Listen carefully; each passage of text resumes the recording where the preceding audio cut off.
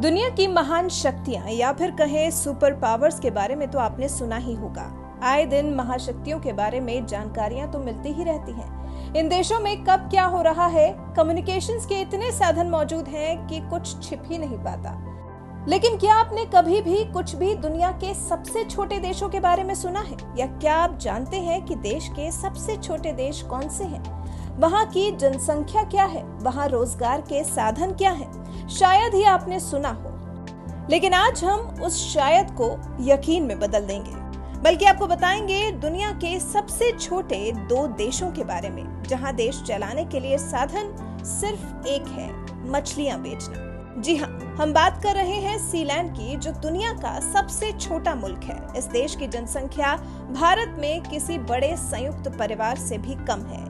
इस देश की जनसंख्या मात्र 27 है, जिस लिहाज से इस देश को माइक्रोनेशन कहा जाता है। लेकिन सीलैंड की कहानी क्या है? कैसे ये एक देश बना? कैसे इसे दुनिया के सबसे छोटे देश के रूप में पहचान मिली? तो पहले तो हम आपको बता दें कि इस देश को ब्रिटेन की तरफ से सेकेंड वर्ल्ड वॉर के दौरान बनाया गया था, ताकि समुद्री युद्ध में मदद मिल सके।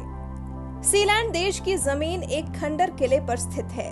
ये जगह इंग्लैंड के सोफोक्ल्स कोस्टलाइन से लगभग 10 किलोमीटर दूर है। सीलैंड पर वैसे तो अलग अलग लोगों का कब्जा रहा है। जिन टावर पर सीलैंड की जमीन है उन्हें रफ टावर कहा जाता है। रफ टावर पर साल 1965 में जैक मूर और उनकी बेटी जेन ने कब्जा कर लिया था। सितंबर 1967 में किले पर British Major Paddy Roy Bates ने कब्जा कर लिया था। दरअसल पैडी रॉय बेट्स ब्रिटिश समुद्री डाकू थे, जो रेडियो पर भी प्रसारण किया करते थे। मूल तौर पर तो वो दूसरे विश्व युद्ध के दौरान ब्रिटिश सेना के प्रमुख थे। इन्होंने अपनी जाबाजी से समुद्री डाकुओं के एक समूह को बाहर कर दिया था। बेट्स का इरादा समुद्री डाकू रेडियो स्टेशन बनाने और उसे लोकप्रियता दिलाने का था, लेकिन कुछ कारणों की वजह से रेडियो की जानकारी होने के बाद भी प्रसारण शुरू नहीं हो सका। फिर बेट्स ने रफ टावर की स्वतंत्रता की घोषणा कर इसे सीलैंड रियासत माना। साल 1975 में संविधान पेश किया, जिसमें राष्ट्रीय झंडा, राष्ट्रगान, करेंसी और पासपोर्ट जारी किया। 9 अक्टूबर 2012 को खुद को सीलैंड का राजा घोषित किया था। रॉय बेट्स की मौत के बाद उसके बेटे माइकल ने पिता की जगह ली। हालांकि इस देश को अंतर्राष्ट्रीय स्तर पर कोई मान्यता प्राप्त नहीं हुई है, लेकिन दुनिया के बाकी देशों की तरह सीलैंड की अपनी करेंसी और पोस्टेज स्टैंप भी है। इसे माइक्रोनेशन भी कहा जाता है। माइक्रोनेशन उन देशों को कहते हैं जिन्हें आधिकारिक तौर पर एक देश के रूप में मान्यता नहीं मिली है। जगह के लिहाज से देखें तो सीलैंड बहुत छोटा है। जमीन के इस हिस्से पर रोजगार का कोई स्रोत नहीं है, बल्कि यहाँ के परिवार बाहर जाकर रोजी रोटी कमाते हैं।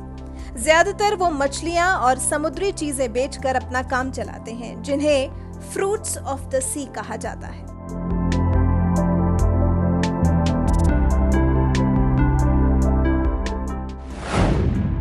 अब बात करते हैं सीलैंड से भी छोटे देश के बारे में, जहां सिर्फ 11 लोग रहते हैं। टली के सार्डिनिया में एक छोटा सा द्वीप किंगडम ऑफ टबोलारा सबसे छोटी बादशाहत है, जिसमें सिर्फ 11 लोग रहते हैं।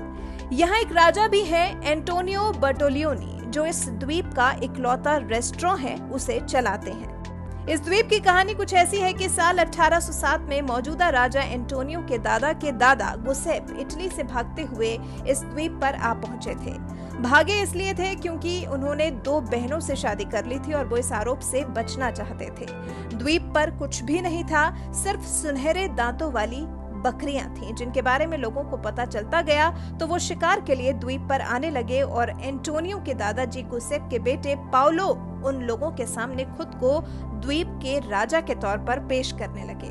धीरे धीरे टबोलारा को अलग बादशाहत माना जाने लगा। तब इस द्वीप पर कुल 33 लोग रहते थे और इस तरह से पाउलो उन 33 लोगों के राजा बन गए थे।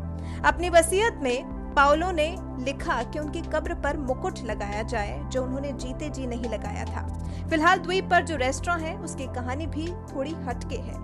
इसे एंटोनियो का शाही परिवार चलाता है। ये लोग इटली से इस द्वीप पर लगभग रोज फेरी लगाते हैं और रेस्टोरेंट के लिए जरूरी सामान लाते ले जाते हैं, ताकि सैलानियों को खिलाया पिलाया जा सके। इस द्वीप पर रहने वाला पूरा शाही खानदान इटली का नागरिक है।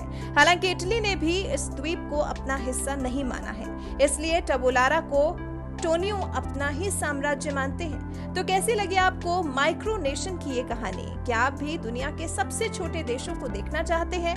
हमें कमेंट कर अपनी राय जरूर बताएं।